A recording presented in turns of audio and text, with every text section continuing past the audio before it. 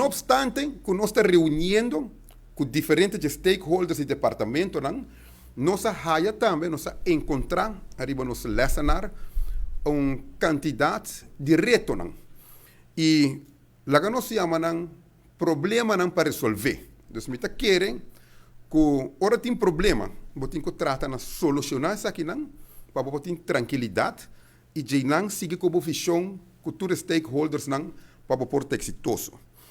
Alguma problemática não como quer trazer água e já tem minha atenção e que eu sigo a atenção aqui que tem prioridade dos instrutores que está passando de dilema e acaba minha contato DRH.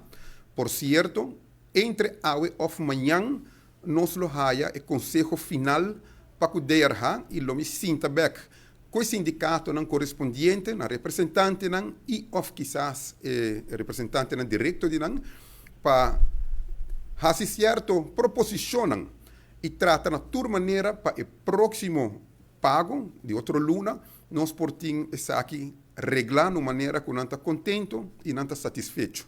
Então, essa é parte do problema que o vai ter atenção e está raiando.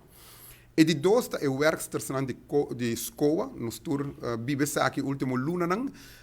Esse man aqui, nós não temos horário com dia exato, mas nós lo reunimos com a escola, lo escuta na banda, lo me vem com proposição para nós formar comissão e em 30 dias vem com uma solução estrutural. Nós temos leis em full problemática aqui, nós está compreendendo isso aqui e me quer seguro com uma comissão com um representante de escola, um representante de ministério, que é experto primordialmente jurídico e de parte financeira, um representante de finanças.